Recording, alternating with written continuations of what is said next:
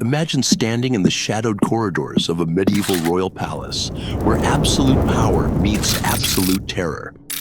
The year is 1393, and the ruler of France, a man once adored by millions as Charles the Beloved, refuses to let anyone come near him. He does not fear assassins, poison, or rival dukes. Instead, he fears the touch of a human hand, the brush of a velvet curtain, or a sudden gust of wind. Why? Because the King of France is entirely convinced that his body is made of fragile, transparent glass. If someone bumps into him, he believes he will shatter into 1,000 irrecoverable pieces. How does a brilliant, promising young monarch descend into a psychological nightmare so profound that he commands his tailors to sew iron rods into his clothes? Welcome to ChronoVerse. Today, we delve into the haunting, tragic history of Charles VI of France and the bizarre, widespread psychological phenomenon known as the glass delusion. To understand how a king shatters, we must first look at how he rose. When young Charles VI ascended the throne of France in 1380 at the tender age of 11, the kingdom was fractured by the early decades of the 100 Years' War and bled dry by his rapacious uncles who ruled as regents. For 8 long years, these royal uncles plundered the treasury and taxed the common people into despair. But on November 2nd, 1388, just weeks before his 20th birthday, Charles took personal control of the government. In a brilliant political maneuver, he recalled his father's exiled, highly competent advisors known as the Marmousets. He initiated sweeping reforms, eased the burdens of the common folk, and pursued peace with England. The people rejoiced, bestowing upon him a title that captured their absolute adoration. Charles, the Well-Beloved. Yet, beneath the veneer of royal triumph, invisible fractures were already forming in the young king's mind. But this was only the beginning of a descent that would rewrite the destiny of France. The summer of 1392 marked a catastrophic turning point in European history. Charles VI was already physically unwell, suffering from a lingering fever and exhibiting erratic, disconnected speech as he prepared to lead a military expedition into Brittany. The campaign was born of an obsessive, impatient fury to punish Pierre de Craon, who had attempted to assassinate the king's close friend and constable of France, Olivier de Clisson. As the royal army marched through the stifling heat of a forest near Le Mans, the oppressive atmosphere seemed to mirror the turmoil inside the king's head. Suddenly, a mentally unstable page, startled by a dropped lance, let out a sharp metallic clash. To the feverish, paranoid king, that sudden noise was a thunderclap of betrayal. Believing he was surrounded by traitors, Charles drew his royal sword, screamed that he was being betrayed, and spurred his horse forward. In a blind, terrifying, psychotic break, he slashed wildly at his own knights, cutting down several men, including a knight known as the Bastard of Polignac, before he was finally subdued and fell into a deep, catatonic coma. The king survived his first major psychotic episode, but his mind was fundamentally altered. Worse was yet to come. In January 1393, Paris played host to a grand masquerade known as the Bal des Ardents, or the Ball of the Burning Men. To celebrate a royal wedding, King Charles and 5 noble companions dressed themselves as wild men, wearing terrifying costumes made of linen soaked in pitch, flax, and resin, making them look like creatures covered in shaggy hair. During the festivities, the king's brother, Louis, Duke of Orleans, approached the dancers with a lighted torch to inspect them closely, ignoring the extreme flammability of their outfits. A stray spark landed on one of the costumes, and within seconds, the dancers erupted into a roaring wall of fire. Pandemonium broke out in the royal hall. 4 of the noblemen burned to death horribly on the spot, while the king was saved only because his young aunt, the Duchess of Berry, threw her heavy velvet skirts over him to smother the flames. Another survivor threw himself into a massive vat of wine. The psychological shock of the disaster shattered whatever fragile stability Charles had left, cementing his reputation among the terrified populace as a king touched by divine wrath or dark sorcery. Following the cumulative traumas of Le Mans and the Bal des Ardents, Charles VI's mental state shifted into something profoundly bizarre. It was during this period that his psychosis manifested a deeply specific and haunting somatic symptom: the glass delusion. The king developed the absolute unshakable conviction that his physical body was no longer made of flesh and bone, but of delicate, transparent glass. He lived in mortal terror that the slightest friction, a clumsy servant or an abrupt movement, would cause his limbs to fracture into a million pieces. Contemporary chroniclers and later historians, such as Pope Pius II, recorded that the king would refuse to let anyone touch him and spent hours wrapped in thick, cushioned blankets to protect his perceived fragile frame.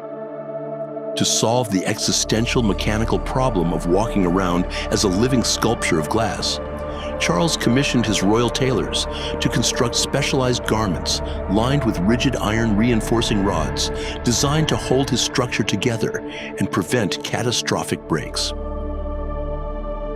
Imagine watching the monarch of a superpower move through his own palace. Eyewitness accounts and historical commentaries paint an unforgettable portrait of royal isolation.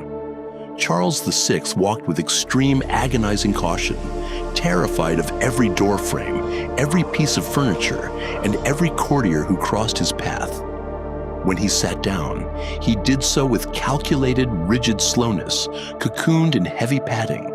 At times, his illness grew so severe that he forgot he was even a king, howling like a wolf down the echoing corridors of the Hôtel Saint-Paul, unable to recognize his own children or his wife, Queen Isabeau of Bavaria.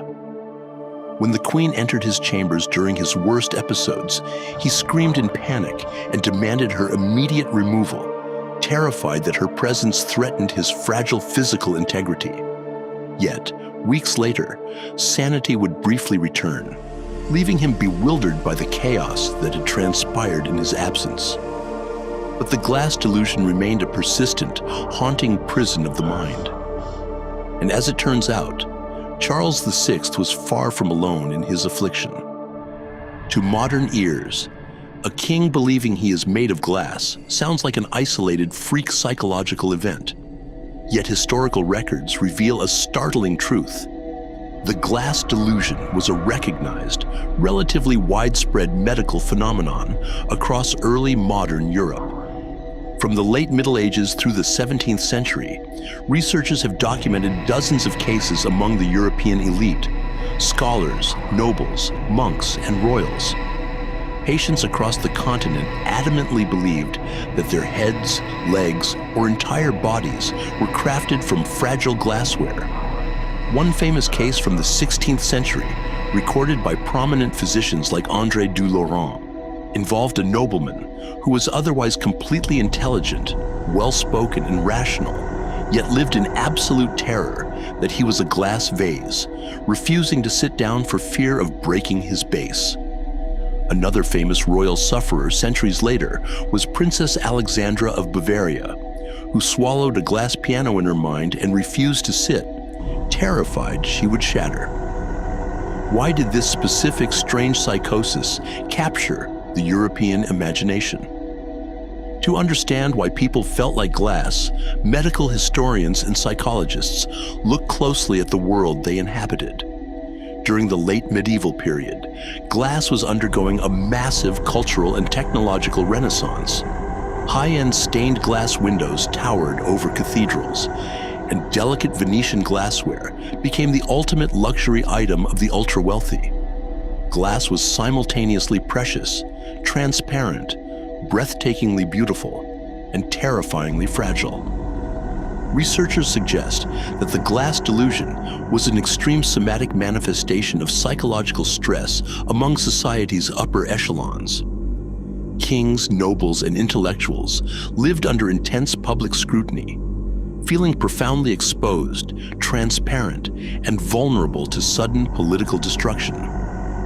Much like a glass vessel, their high social standing could be shattered in an instant by a political rival or a sudden war. For Charles VI, whose crown was constantly targeted by English invaders and warring domestic factions. Feeling like glass was a literal interpretation of a deeply wounded psyche buckling under the crushing weight of absolute power. How would medieval physicians attempt to cure a king who believed he was made of glass? In an era before modern psychiatry, neuroscience, or pharmacology, medical treatment was a chaotic blend of humoral theory, astrology, and desperate experimentation. Royal physicians tried everything to clear the king's mind: herbal purgatives, bloodletting, baths, and elaborate incantations to ward off suspected witchcraft. Yet nothing worked for long. Recognizing his own deteriorating grip on reality and seeking a stabilizing anchor for both his mind and the kingdom, Charles' personal secretary, Pierre Salmon, supervised the creation of richly illuminated guidebooks known as the Dialogues. These books were designed to counsel the king during his lucid intervals.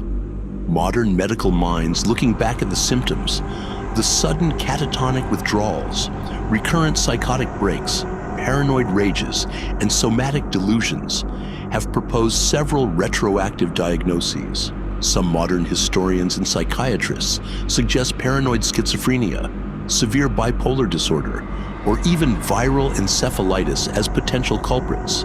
But can modern science truly explain a medieval royal mind?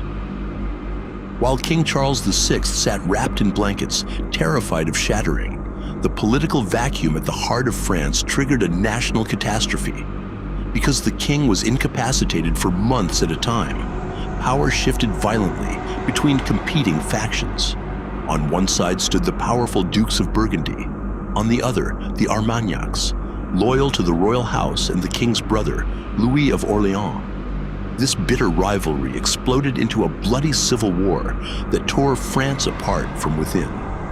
The Duke of Orleans was assassinated on the dark streets of Paris by agents of John the Fearless, Duke of Burgundy, plunging the realm into lawlessness.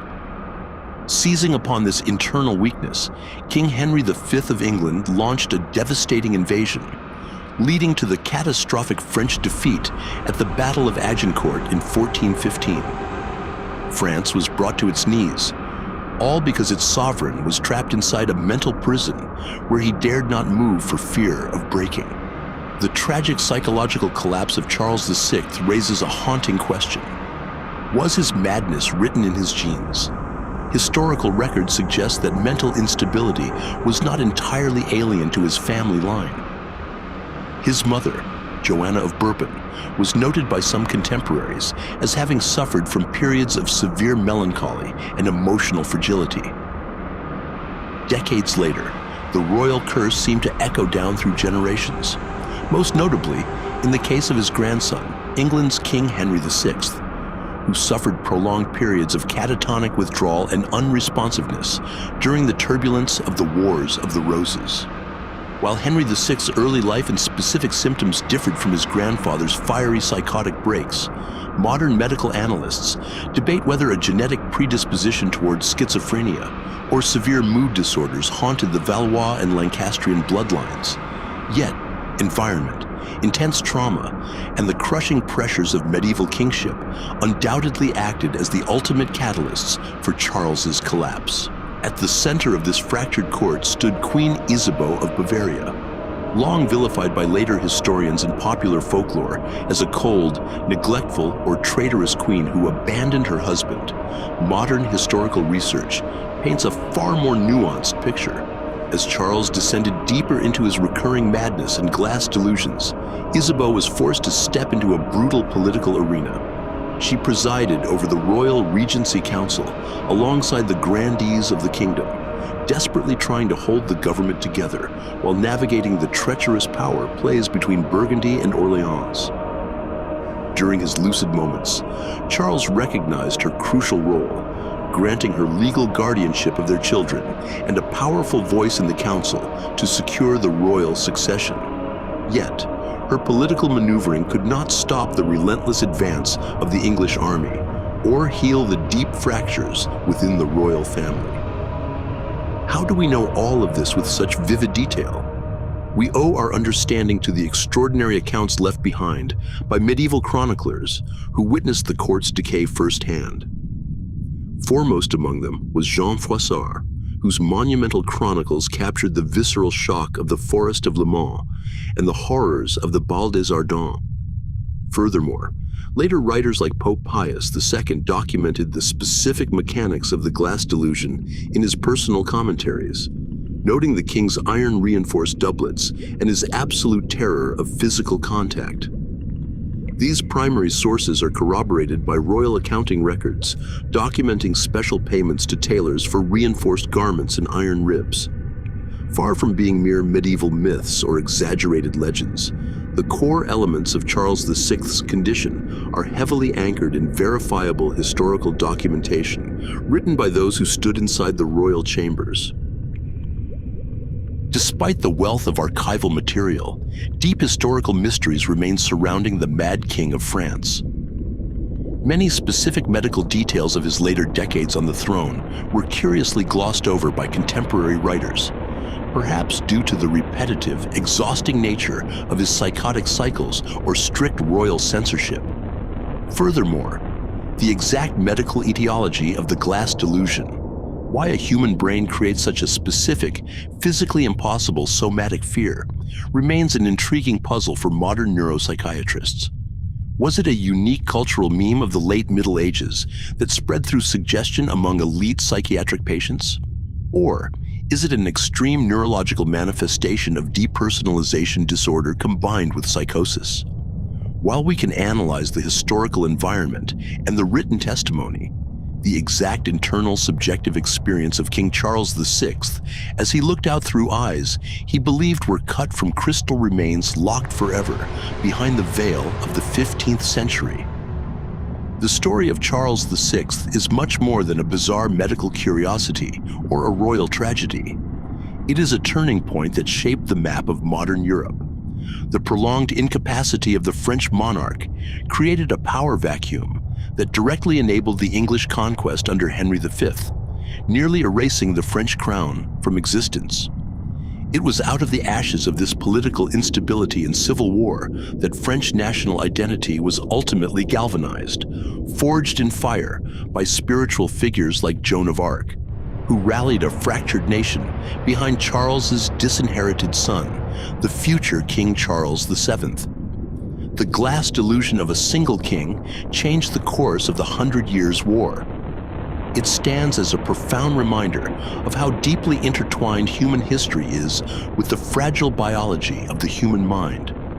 When the mind of a leader shatters, entire empires can break right along with it. King Charles VI died in October 1422 after a 42-year reign defined by brilliance, madness, and devastation. He was carried to his final resting place at Saint Denis Basilica, his fragile body finally at rest, no longer requiring iron rods to hold his frame together. The glass delusion that haunted his final decades eventually faded into the mists of history, a forgotten psychological ghost of a superstitious age. Yet, looking back across 6 centuries, his story forces us to confront uncomfortable truths about our own vulnerability. We live in an era of unprecedented scientific advancement, yet the human mind remains as delicate, complex, and mysterious as it was in the royal palaces of medieval Paris. The king who thought he was made of glass reminds us that beneath all our armor, status, and power, we all carry a profound, shared human fragility. The legacy of Charles VI is a haunting intersection of power, mental illness, and historical destiny. From the sunlit forests of Le Mans to the blazing ballroom of Paris, his life demonstrates how psychological trauma can alter not only an individual, but the destiny of a continent. He went from being celebrated as the beloved to being feared as the mad, leaving behind a cautionary tale about the invisible burdens of leadership.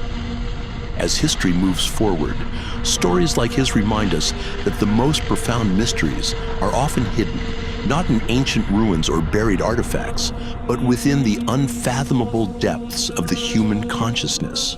If this journey into the shadows of history made you look at the past differently, Make sure to hit that subscribe button and turn on notifications for ChronoVerse.